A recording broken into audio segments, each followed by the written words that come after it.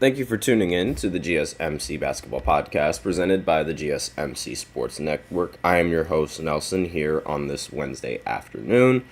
And again, it's a little bit of a slow day for basketball. There's not really big news. Not like a Woj tweet hasn't taken over the internet yet. And no one has said anything controversial yet. And the Olympics, they just concluded. So no one really has much to, say. So in this first segment, we're actually going to shift our focus back to the NBA. I'm going to be talking about the in-season tournament as well as the group play that had just recently been announced. So I'm going to go ahead and talk a little bit about my thoughts on the in-season tournament, because a lot of people, they have mixed opinions on the in-season tournament as well as this group play and things like that. So I'm just going to talk a little bit about that.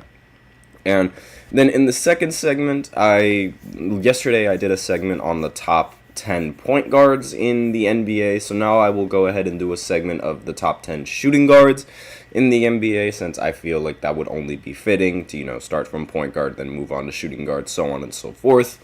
Then in the third segment, I'm going to be doing a segment on how I would feel going into the NBA season, depending on which fan base I'd follow. So the teams that I'd be doing would be the Knicks, the Nets, the Celtics, and all of those teams in that specific, division. I'm just going to go ahead and talk a little bit about that and my opinions on that. And, whether or not you should worry, whether you should, what you should look forward to in the season, things like that. So I'm just going to do that for a few teams in this segment. If you want me to do, a different segment with, different teams, let me know in the comments and I'll do one for that as well. And then in the fourth segment, I'm going to be looking at some extra notes that I have on Team USA, and how there's now some speculation that some of these players might end up teaming up and being on the the same NBA team after spending time on the Olympics. So I'm just going to go ahead and talk a little bit about that and my opinions on that. We also have a special fifth segment at the end of the fourth segment, so be sure to stay tuned for that. Hint, it does have some talks about the GOAT debate. Now, you're probably wondering, why am I saving the GOAT debate all the way towards the final segment? Well, mainly because if you think LeBron is the GOAT, nothing is going to change your mind. You think Michael Jordan's the GOAT, nothing is going to change your mind. And so, since it's more so about opinions and actual, things and actual facts that I can talk about, and, group play, or for example, with the shooting guards, it's a lot easier to talk about, but with the GOAT debate, it's not that easy to talk about and convince other people differently, even though they don't want to admit that they're wrong, and they are wrong, they just won't. So it's usually I try to avoid GOAT debates entirely, because usually when you have your set opinion, there's nothing that I can do to change that. So kind of be just like talking to a wall. You don't want to do that. So anyways, before I begin and get into the first segment, I'd like to let everyone know that we love hearing from you during the show. Whether you've got a burning question, a hot take on the game, or just something that you've been dying to share, we're all ears. And if you really want to make sure that your comment or question gets noticed, just use Super Chat. You can hit the $ below the chat box. Send in your message. It's guaranteed to get featured on the show. And plus, it's a great way to support our channel. Your Super Chats help us keep the lights on and bring you even more of the content that you love. And we're so grateful for each and every one of you who joins us here. Your support makes all the difference. So let's keep the conversation going. If Super Chat isn't really your thing, you can go to gsmcsports.net and tip or donate and leave a comment or question there, and we will read it once we get to it. We really appreciate all the every bit of support that you guys give us. So let's go right ahead and let's talk about the in-season tournament. So similar to how these Olympics have been going on, the NBA also has its own version of a tournament that's not the same as the NBA Finals. It actually takes place before the NBA Finals. And this was a thing that was, newly introduced into the NBA. It was introduced last season. And a lot of people, they have some mixed feelings about it. Some people, they really don't think much about this. Some people, they also just, actually despise the idea of even having a tournament or, any kind of competition outside of the NBA Finals, because some people argued, like, what exactly is the point? Like, it only determines the teams that are good in the regular season as opposed to teams that are good in the postseason. Because one of the big differences about the in-season tournament compared to the NBA championship and the NBA finals and playoffs is that these are single game eliminations. You don't play a series in the in-season tournament. You play single game eliminations and you move on. And the only thing that you really win are, like, incentives and an NBA Cup, which, at the end of the day, isn't really as valuable as an NBA championship or, holding a Lombardi trophy, or, like, it's just seen as less valuable. A lot of people think it's more like, for padding and things like that, and that it's not really necessary when you're thinking about, the NBA season in the grand scheme of things. Like, of all the things that's been talked about the least and has been made fun of the most, the in-season tournament is probably the biggest thing.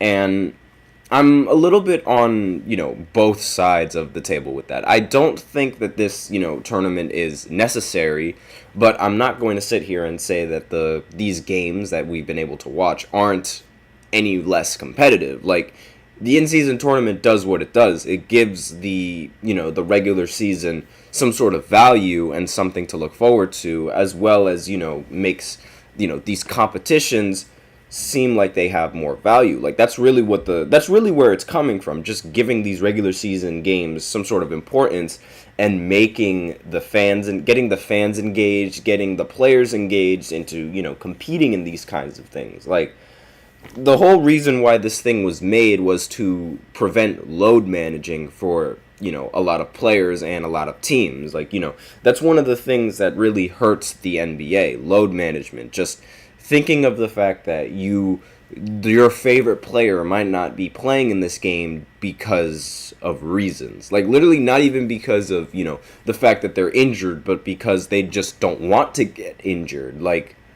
think of how crazy that sounds. Like, okay, I'm not going to play a game just because I'm afraid of getting injured. Imagine if that was the same mindset that Michael Jordan had. Imagine if that was the same mindset that Patrick Ewing had. All of those players that literally played in every single game and never wanted to sit out.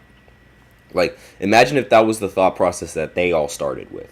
So, looking at the article, like, the NBA, they recently announced group play schedule, and the primetime matchups for the NBA Cup are going to be starting on November 12th.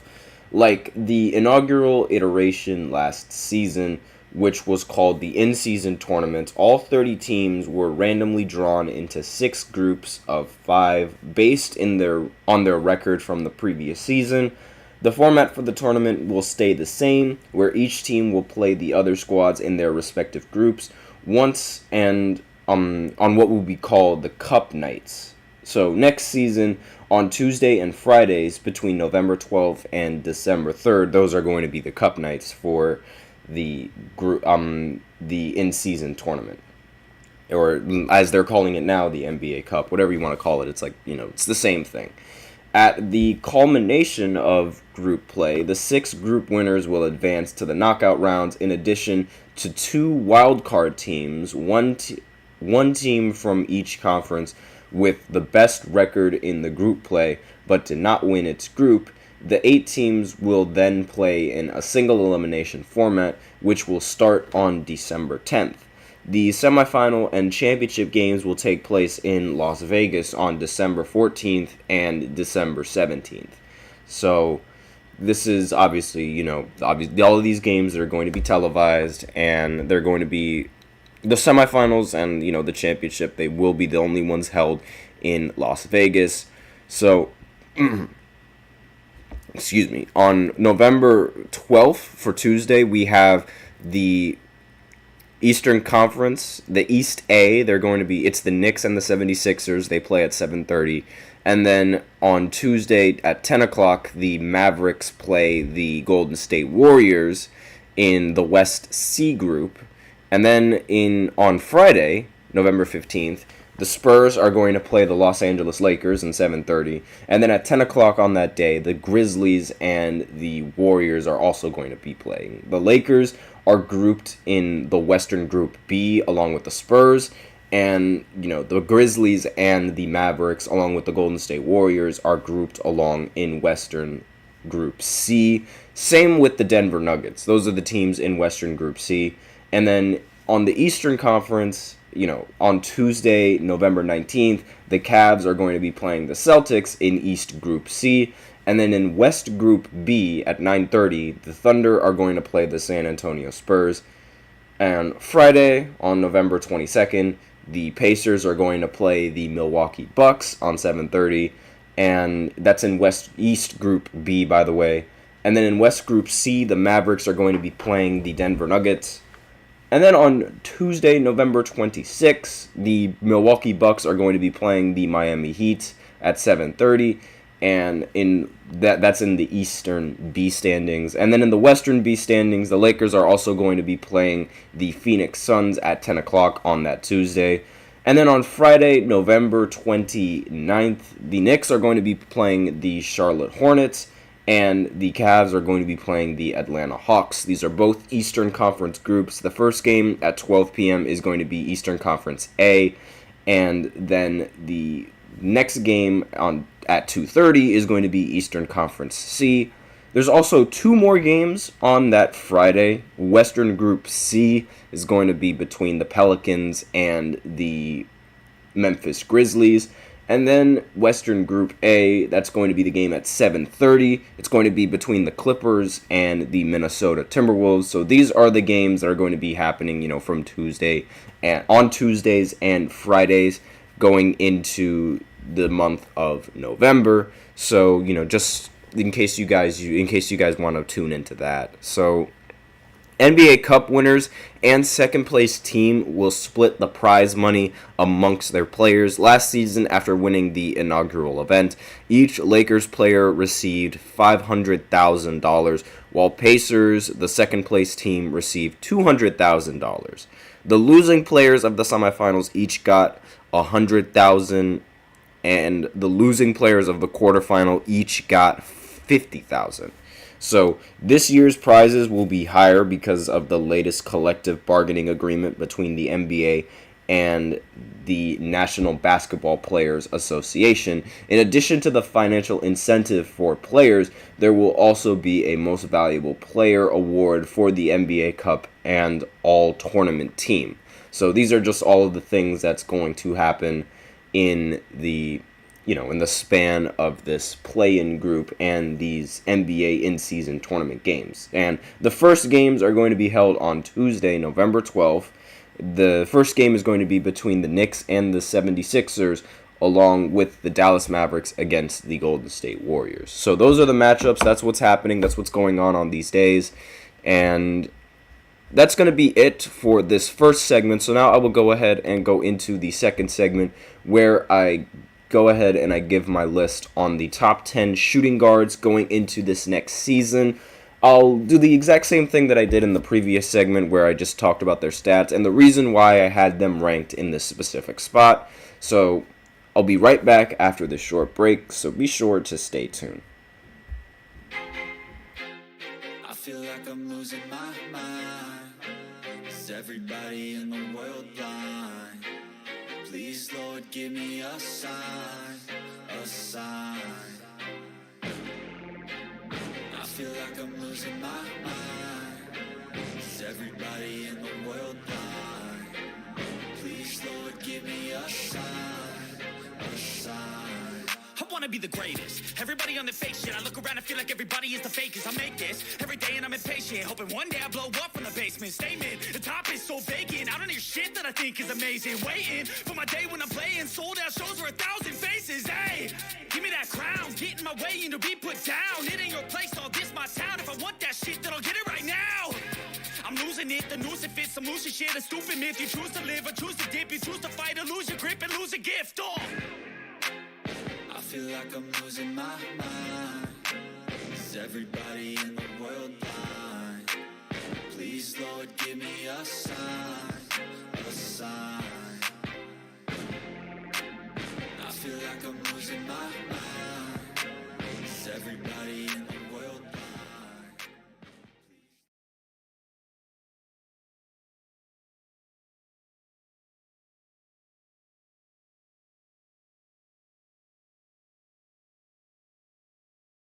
And we are back with the second segment of the GSMC Basketball Podcast presented by the GSMC Sports Network. And in this second segment, I'm just going to be listing off the top 10 shooting guards going into the NBA for this season. And, I'm just going to go ahead and give my opinions on that. I'll explain why I have them ranked as well. And my overall thought process on ranking them. Before I begin, however, I'd like to remind everybody to please go ahead and to use the link in the use the link in the description and to, get your comments recognized. We love hearing from you guys during the show. So use the link in the description, or you could use Super Chat, hit the $ button below, and send in your message. It's guaranteed to get featured on the show. It's a great way to support our channel as well. Your Super Chats help us keep the lights on and bring you even more of the content that you love. We're so grateful for each and every one of you who joins us here, and your support makes a lot of difference. And we can keep the conversation going if you send in those Super Chats. And if Super Chat isn't really your thing, you can also go to gsmcsports.net to tip and to donate and to leave your comment or question. We appreciate every single bit of support that we can get. And without further ado, let's go right ahead and go into this second segment where I talk about some of the top shooting guards in the NBA right now. This isn't all time because, I feel like a lot of people already know who the best shooting guards in the world are, and the best shooting guards to ever play are, so I don't really feel like talking about them. Let's talk about the game and how it is now.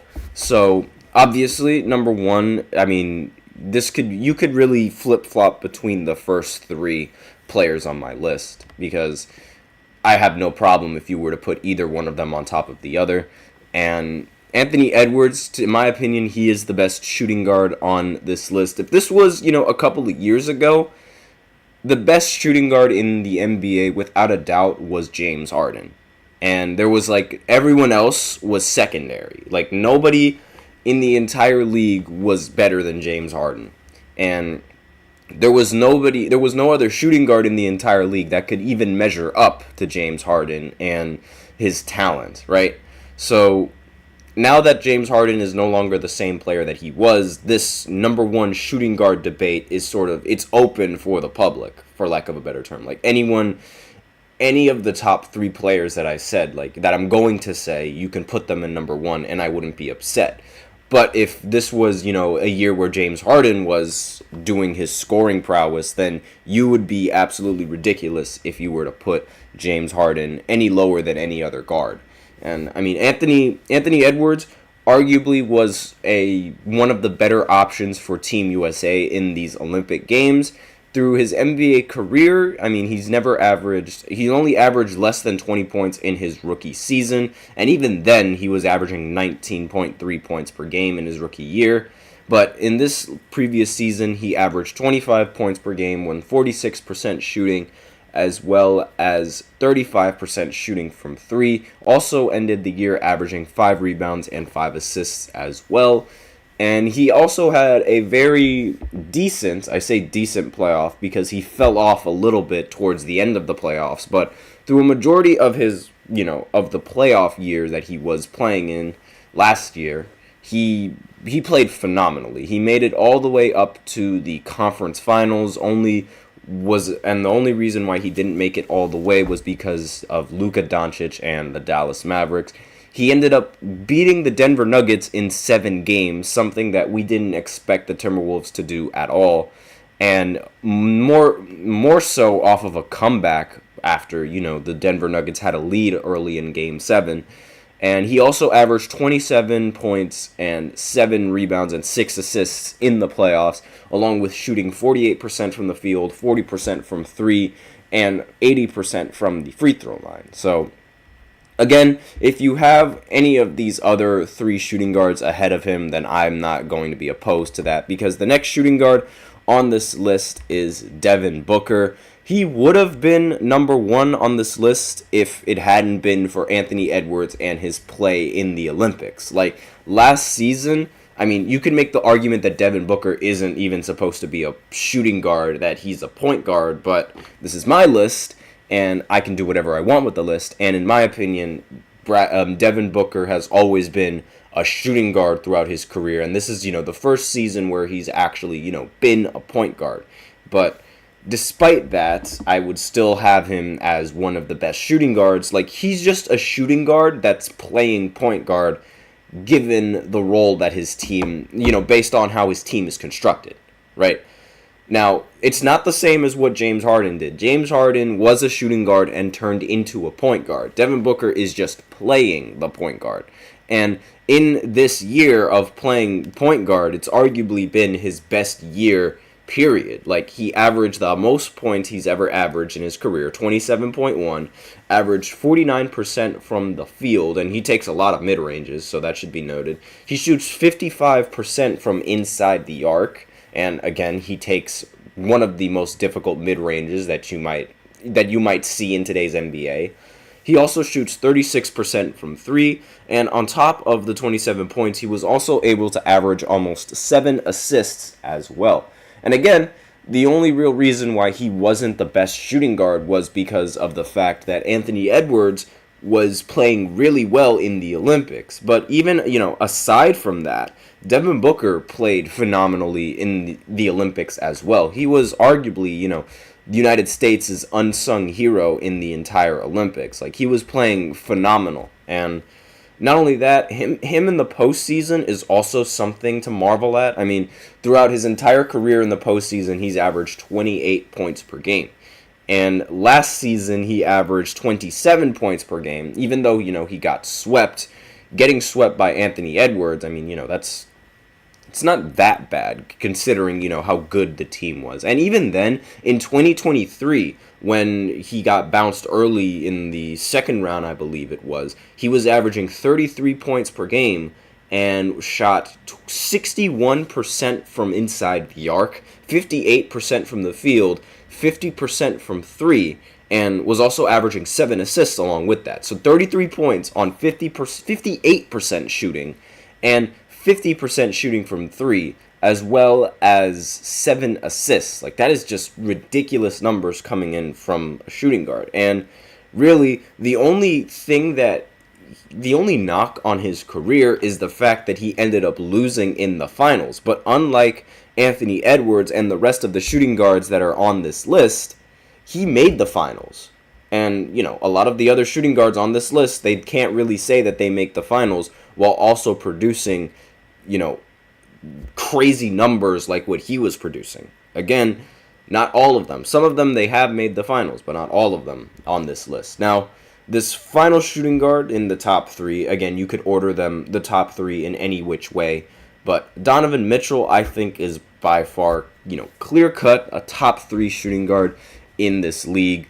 He's one of the best playoff performers in this modern NBA, and one of the best playoff performers that I've seen in recent memory. It seems like every single year he makes the postseason, he always, does way more. He goes above and beyond the expectations that he has in the postseason. There's rarely been a time where he goes to the postseason and he averages less points than what he already produces. He's been an all-star since 2020 and made the all-star team last year as well. He averaged 26 points per game on 46% shooting, as well as 36% shooting from 3. He's also one of the very few players in NBA history to score 70 points. That's one thing that I didn't mention about Devin Booker. Devin Booker has a 70-point game. He also had a 60-point game last year, but ended up losing. And, one of the very few players in NBA history to have 70-point games, both of those guys. And again, Donovan Mitchell, he's just a ridiculous playoff performer. In this last year's playoffs, he averaged 29 points per game and shot 47% from the field as well as 35% from 3. Throughout almost every single postseason, he's been a ridiculous playoff performer. And the only real, bugaboo about his career, ironically, is in the playoffs. Like, he doesn't, despite, being a playoff performer, his teams haven't really had that much success in the postseason. the farthest that Donovan Mitchell has gone in the postseason was no farther than the second round. And, that's different than Anthony Edwards and Devin Booker, who have each made it past the second round and have each played like fewer years than Donovan Mitchell has in this league. Just a little bit. Devin Booker has more years than the both of them, but he's made the finals, which is something that Donovan Mitchell hasn't yet. And because of that, that's going to, affect him in the rankings, in my opinion. And, on top of the fact that just wherever he goes, like, he might play well, but his team in the end of the day doesn't really play well. So that's the end of the top three. Then the next player in this list is a little bit controversial. Kyrie Irving. Again, a lot of people would think that Kyrie would be a top three, or that he, would be a little bit higher than what you would expect in this group. Oh, and I just realized that there's some people in the chat. I haven't acknowledged that. I apologize. Just give me 1 second. So, Mob is curious what group the Miami Heat are in, and are they in a group of death, or are they in one of the easiest groups in the season tournament? Okay, that's an interesting way to put that. But from my understanding, the Miami Heat, they're in Eastern Group B, and they're paired up with the Milwaukee Bucks, the Pacers, and there's still one more team, and I have no idea which team that is.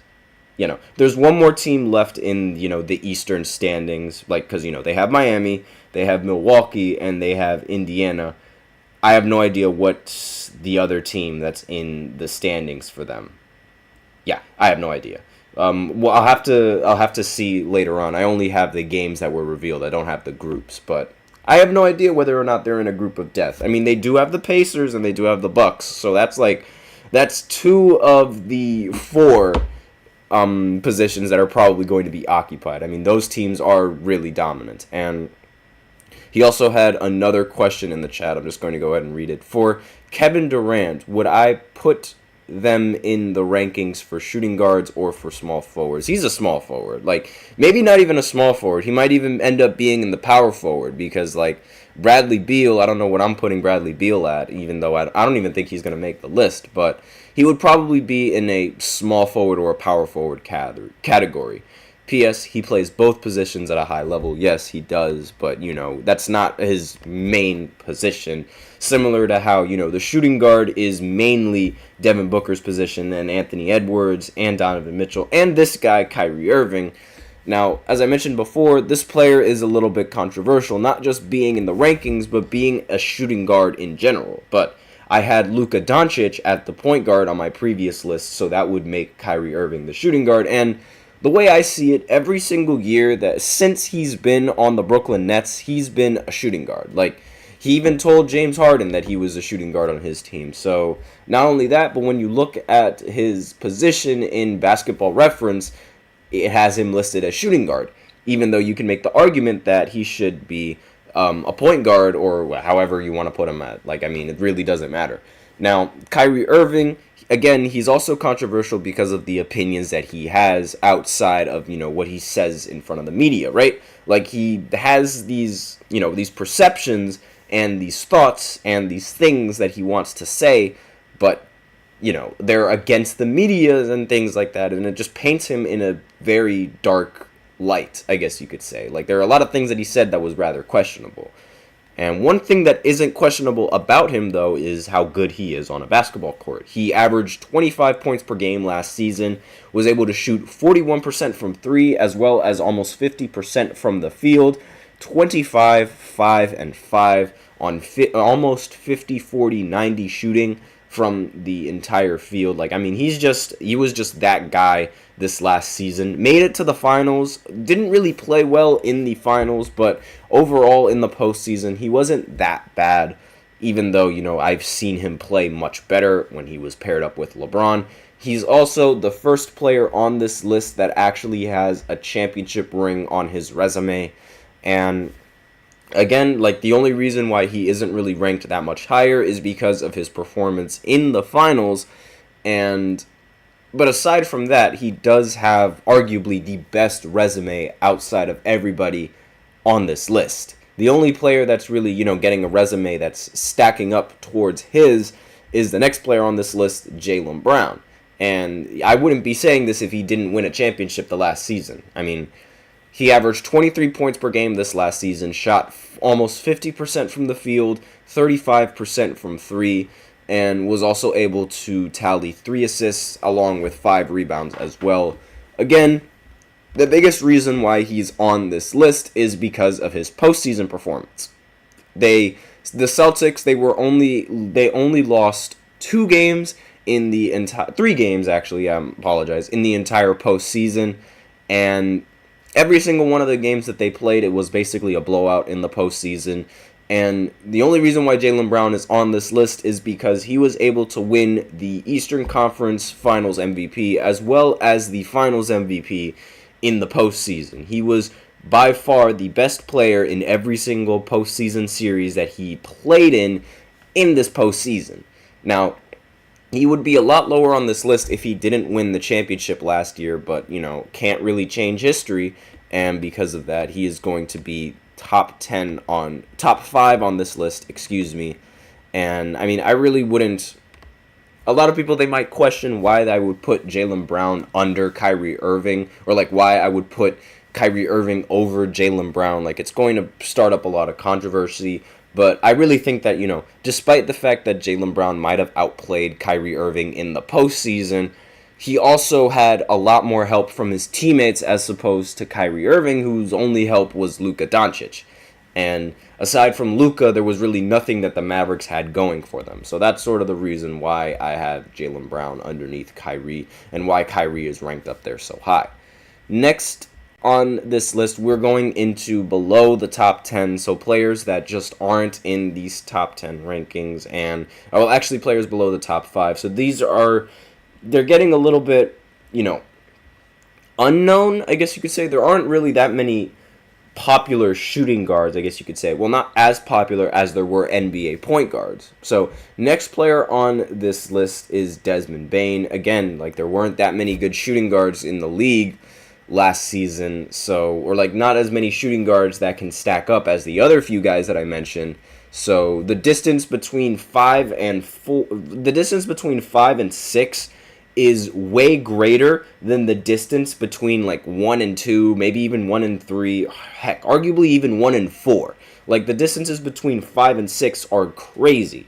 And I mean, I can't really defend Desmond Bane even being on this list, other than the fact that he produced good enough numbers to be considered on this list. I mean, he didn't make the postseason last year, but he was able to average 23 points per game on 46% shooting from the field, as well as 38% shooting from 3, and was also able to tally 5 assists as well, along with 1 steal and an effective field goal of 55%.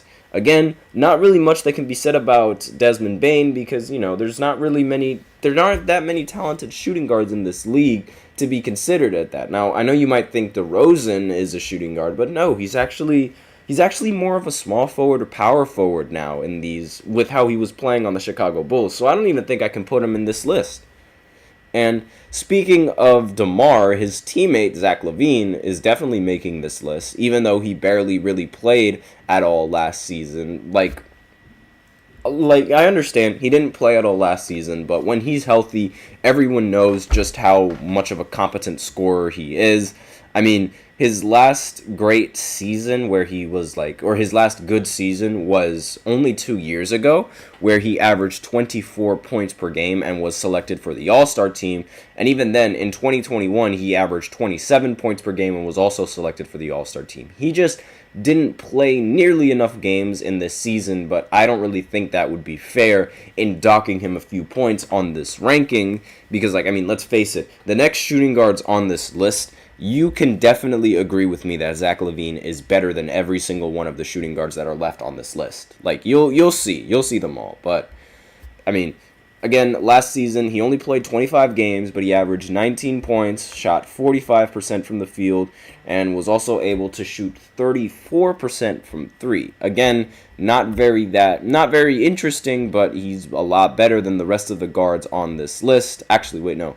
Derek White is 8th on this list. I should have that pointed out. He's definitely 8 on this list. It wasn't that previous guy before. But given the fact that Derek White won the Olympics, and given the fact that, he was a very important piece to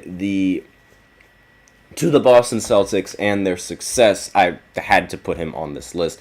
Throughout his, tenure with not his tenure, but throughout the championship run that he had with the Boston Celtics, he averaged 16 points per game, shot 40% from 3 and 45% from the field, as well as shooting 92% from the free throw line. Arguably the most efficient player for the Celtics in the entire postseason. Definitely their most valuable player as well. Well, one of the most valuable players that they have. And he ended the season, averaging 15 points per game, as well as almost shooting 40% from 3 and shooting 46% from the field. Again, the rest of the shooting guards on this list, like this one right here, Devin Vassell, I just can't really put him better than Derek White. I mean, Devin Vassell, sure, you can make the argument that his numbers were just a little bit better. 19 points per game, 47% shooting from the field, and 37% shooting from 3. Big reason why he's not higher than Derek White is because of his postseason play. I would much rather see Derek White in the postseason. I would much rather have Derek White, as a shooting guard in the postseason as opposed to having somebody like Devin Vassell. But that's just me. And again, there's one more spot left on this list. I can't really save it for just one person. I mean, I think that, Tyler Hero should be in this number 10 spot, but I really don't know if Tyler Hero is even worth being on this list. He averaged 20 points per game last season, shot 40% from the field, and 39% from 3, which are great stats and definitely warrant him to be part of the shooting guard list, but I cannot take myself seriously if I put Tyler Hero on this list. I can't, but let me know in the comments what you guys think. But aside from that, that's my list of the top shooting guards going into the NBA. So now I will go ahead and move on to the third section of this podcast, which is going to be talking about how I would feel as a fan going into the NBA season and going into this season. It's just my opinions on how I would feel as a fan. The teams that I'm going to be going over are the Celtics, the Knicks, the 76ers, and the Brooklyn Nets, as well as the Toronto Raptors. So basically all the teams in the Atlantic Division. I'm just going to go ahead and talk about, my opinions on them and where they're going to be at this season right after this short break. So be sure to stay tuned. Looking for your daily fix of sports talk without having to pay for it? GSMC Sports Network is available on YouTube. Just search GSMC Sports Network. Get your fix of daily sports talk shows on YouTube, absolutely free. NFL, college football, NBA, MLB, MMA, UFC, fantasy football, and so much more. GSMC Sports Network has shows running all day long, with new sports shows starting every 2 hours. Just like on your favorite cable sports channel, except GSMC Sports Network is absolutely free. Just search GSMC Sports Network on YouTube to catch one of your new favorite shows, like the GSMC College Football Podcast, Chip Shot Football Podcast, Hoops and Heels Women's Sports Podcast, GSMC Basketball Podcast, and so many more. Check it out for yourself. GSMC Sports Network, now available on YouTube absolutely free. Search GSMC Sports Network on YouTube right now.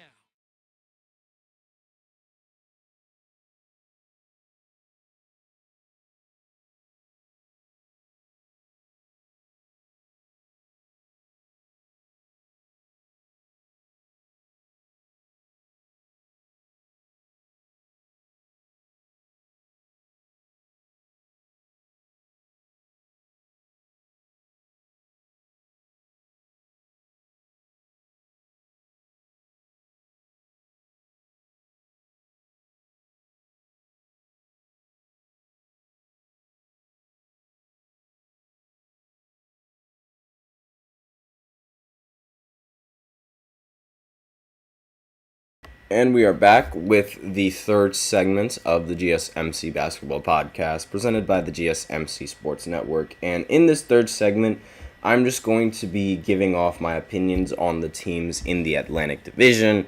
I'm not going to be, dwindling on it, all that long, because I spent a pretty long time covering the list of the top 10 shooting guards. So I'm just going to go ahead and I'll be not that quick, but I'll summarize and I'll give enough information, no more than what I need to.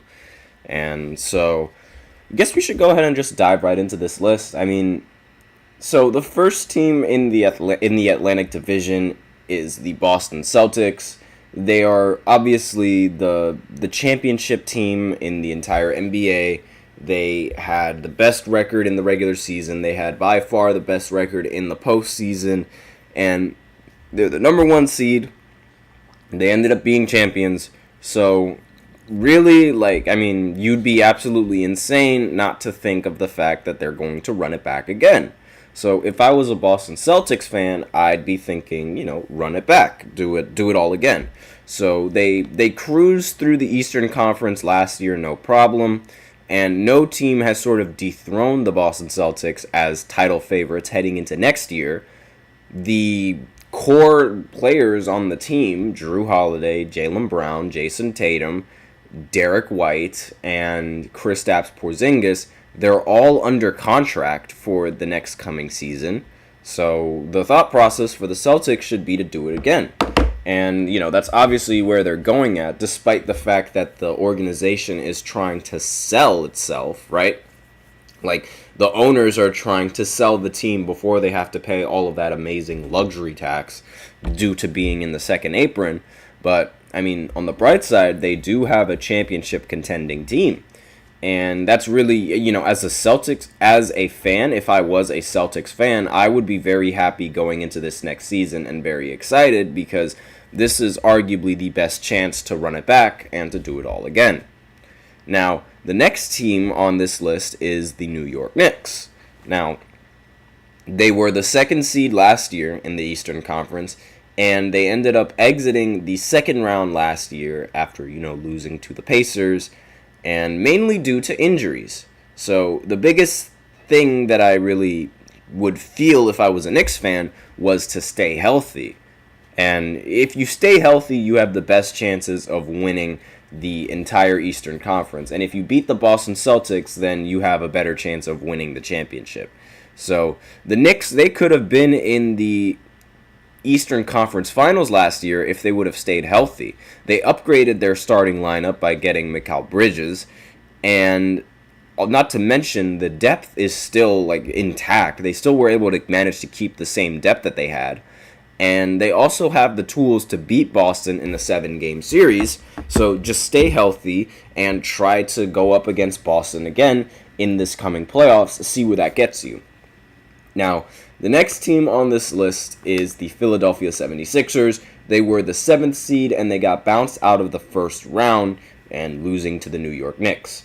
Now, if I was a Philly fan, I would be really high on Paul George right now. And, they just got PG-13 as their 3rd option, or maybe their 2nd option, depending on how you look at it.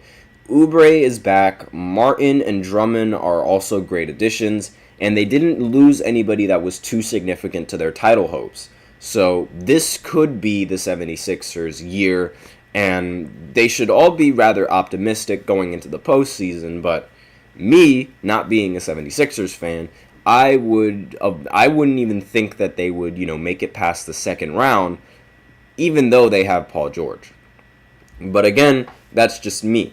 But, I would still be, if I was a 76ers fan, I would still be optimistic about this year and about the possibility that this could be the year that they go all the way. Now, we're up to the final 2 teams on this list, and these are the only teams that aren't really competing for a spot, and ironically, they're both tanking, so yeah.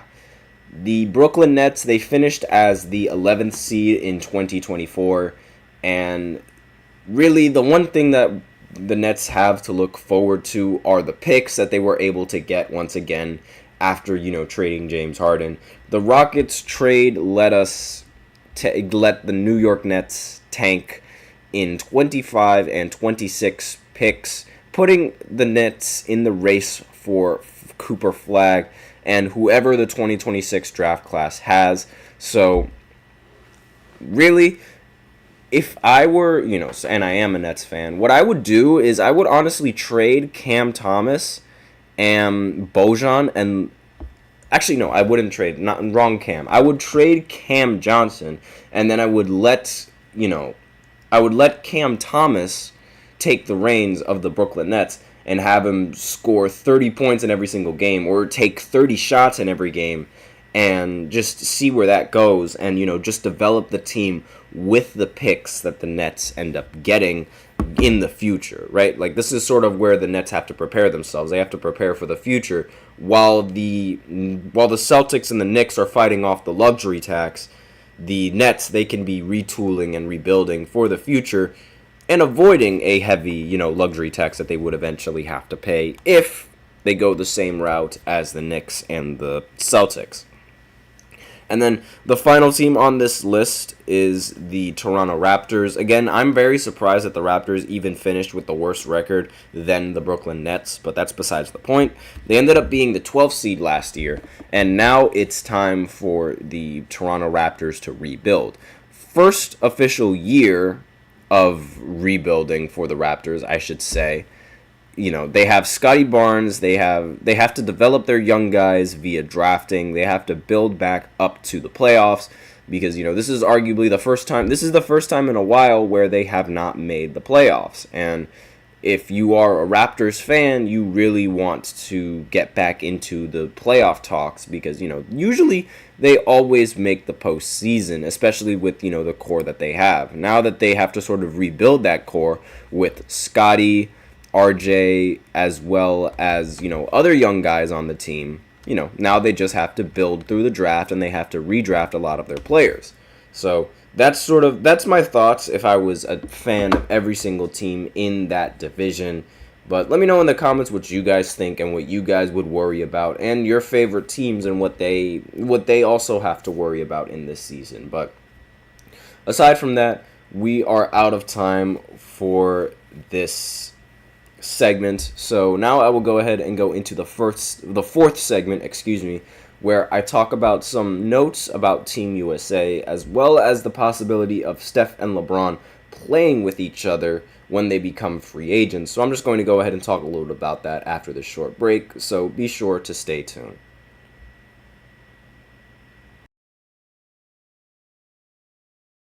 For the best and latest podcasts available anywhere, go to the podcast app on your cell phone and type in GSMC to access free content-rich podcasts on health and wellness, book reviews, sports, entertainment, relationships, social media, movies, technology, finance, and even weird news. Subscribe and download the GSMC Podcast Network's family of shows, available everywhere podcasts are found.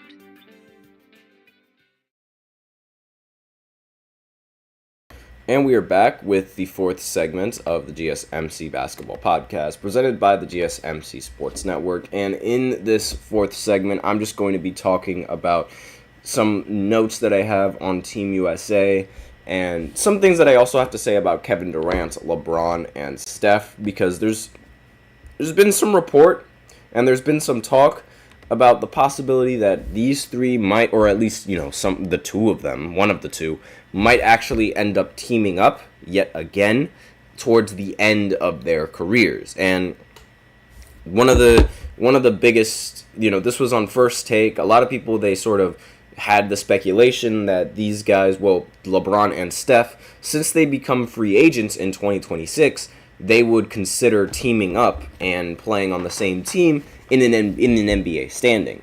Now, this sort of, obviously, this was going to come up after, the Olympics and after the United States ended up beating every single team in the Olympics.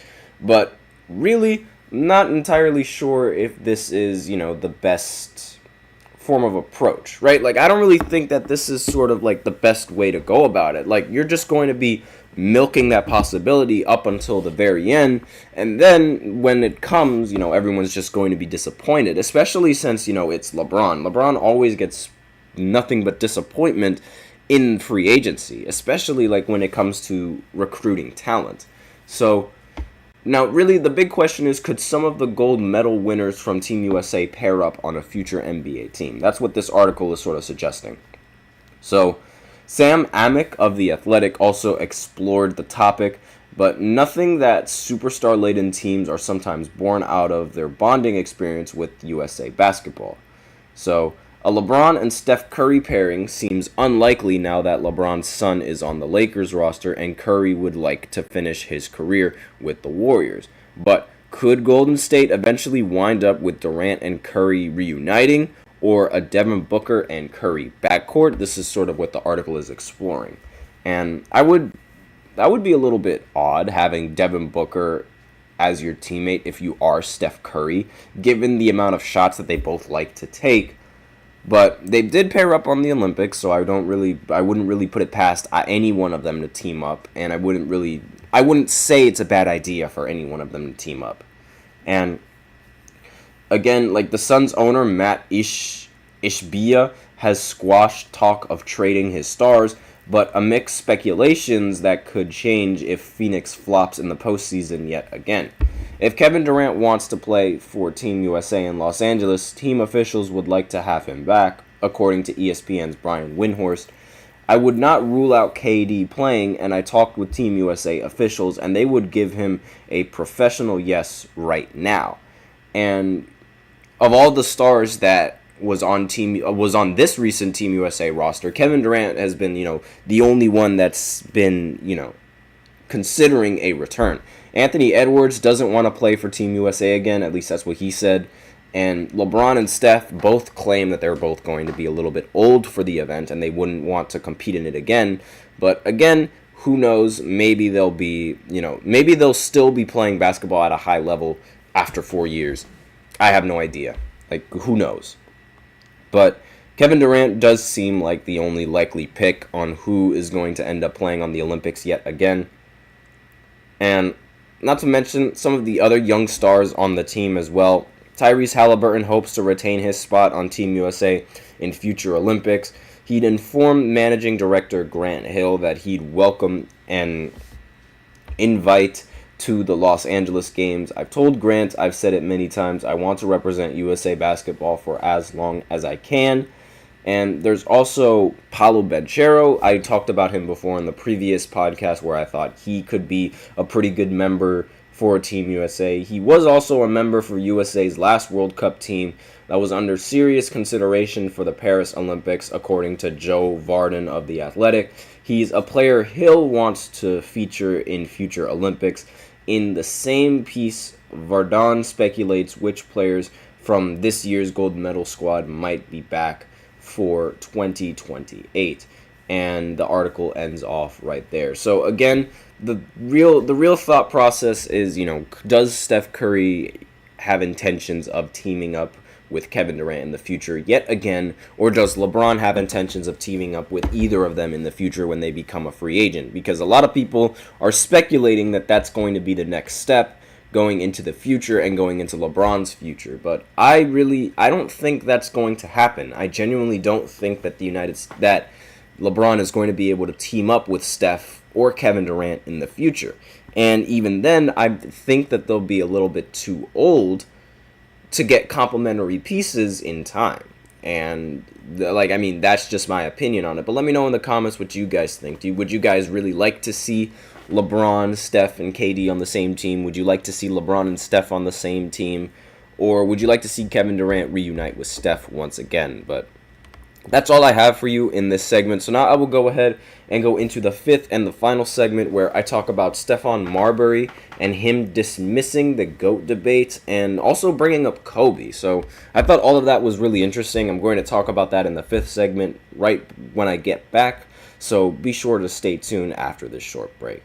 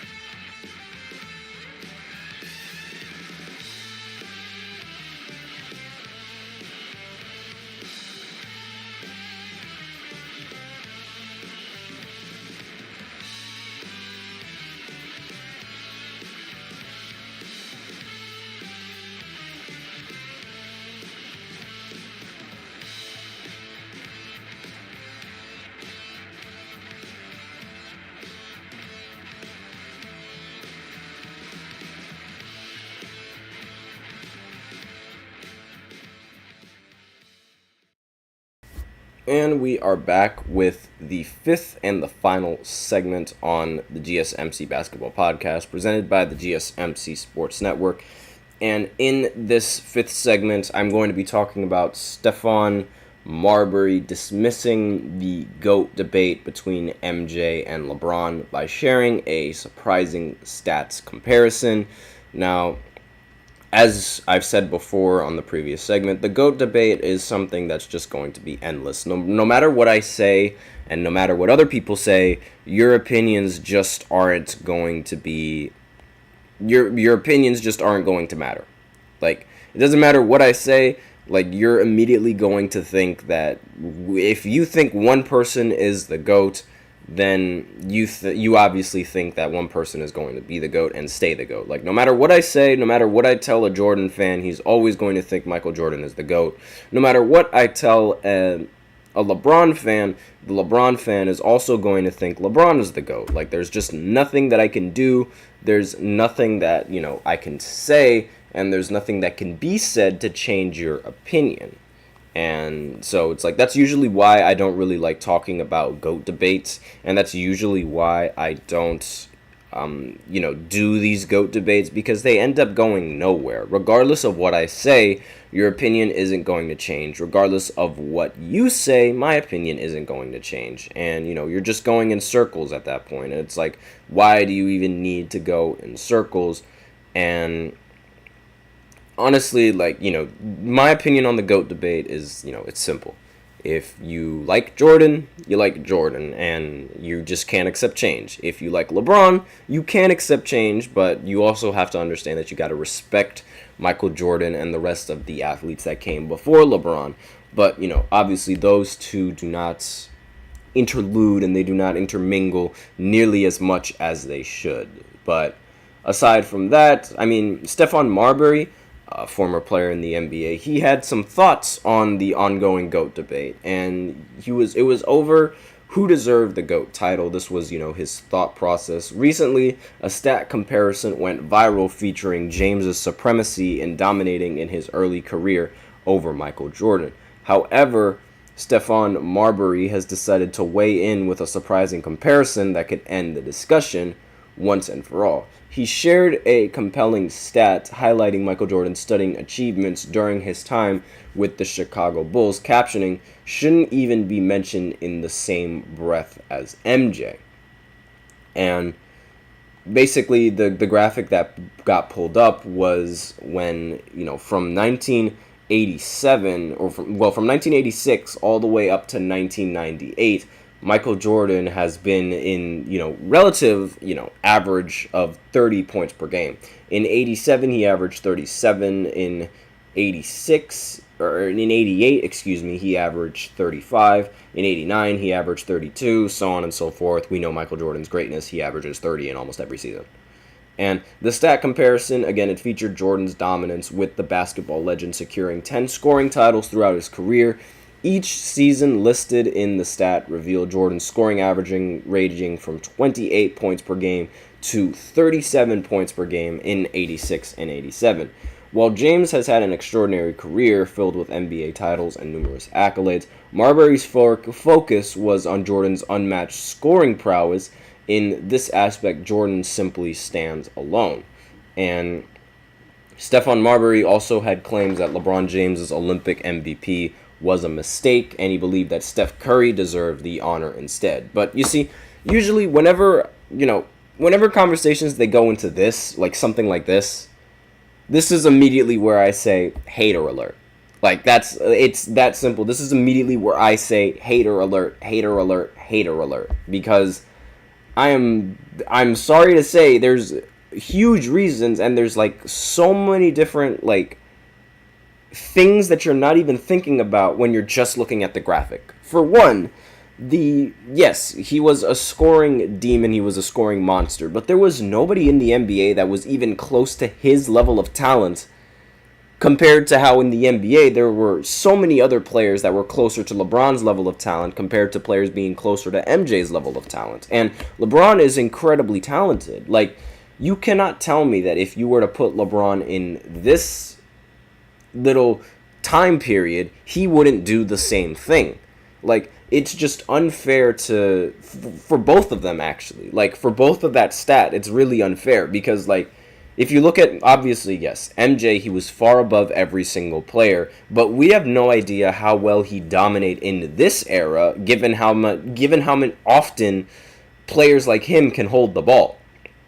But, you know, for LeBron's standpoint, if you put him in this era back then, imagine how many points he would have against everyone else. Like, LeBron weighed more than every single one of the players on the Bad Boy Pistons. I know how we like to use the Bad Boy Pistons to be like, oh, that's the team that needed to help MJ elevate to the next level.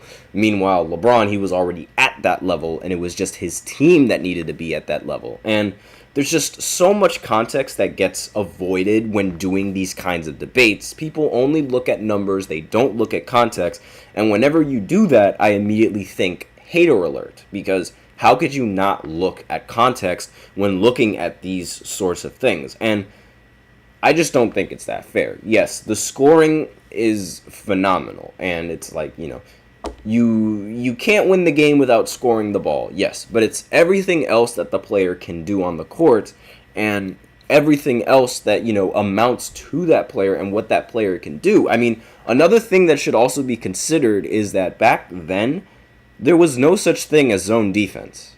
Like, players today, they can play zone and they can rotate pretty easily. Back then, you weren't allowed to play zone, meaning that if LeBron were to go up against players that actually played man, I don't think there's a single man in the history that can guard LeBron by himself. Like, just alone. And obviously, you know, back then and back in the day, with how man defense was so dominant, I mean, it makes sense that Michael Jordan was going to just, you know, outplay anyone that's guarding him because nobody can stop Michael Jordan one-on-one, and the same way that no one can stop LeBron one-on-one. It's just LeBron doesn't get put in nearly the same amount of one-on-one situations because of the fact that there is no zone and because of the fact that you can legitimately, you know, double team these kinds of players and you can rotate out to the shooters, therefore making your job a little bit easier when guarding them. Like, it's just, there's so many different context things that are just avoided that I don't really like mentioning them at all. And that's sort of one of the biggest reasons as to why I don't really have these debates. And the fact that it's just the scoring being put here, I don't think that's even fair. And there's also there was also the quote on him believing that Steph Curry should have won the MVP. Like, that is immediately just hater logic right there. I'm sorry, but it's like, Steph Curry only played 2 good games in the Olympics. And you really think that the player that only played the 2 good games is better than the player that played well in all the games? I'm sorry, that just doesn't make any sense. It really doesn't. It's like, imagine if it was LeBron. Imagine if LeBron only played well in the final games. He wouldn't win the MVP if he only played well in the final games. Like, he'd definitely get the hype, but he wouldn't get the MVP. And that's really, you know, all that I have on this segment. And, you know, just, it's just the fact that GOAT debate is like, it's only a small part of the GOAT debate. And I can go on and on about those kinds of things, which is insane. But that's all that I have. Thank you for tuning in to the GSMC Basketball Podcast, presented by the GSMC Sports Network. Your support means a lot to us, so remember to subscribe to the show, leave a positive review. We also invite you to follow us on Facebook, Twitter, TikTok, and Instagram for more content and updates. That's all that I have for you today on the show. Again, remember to use Super Chat and remember to use the link if Super Chat isn't your thing. We are so grateful for every one of us and every one of you guys who joins here to support. It really makes all the difference. So again, let's keep the conversation going for the future. And be sure to use the link in the description. Be sure to use Super Chat. Thank you so much for tuning in, everyone. I am your host, Nelson. And as always, take care.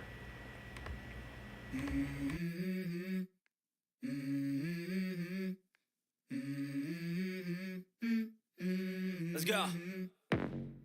I wake up to a little bit of drool on my pillow, feel like it's gonna be a bad day. Yeah, I'm tired of shit, and the coffee ain't hit yet.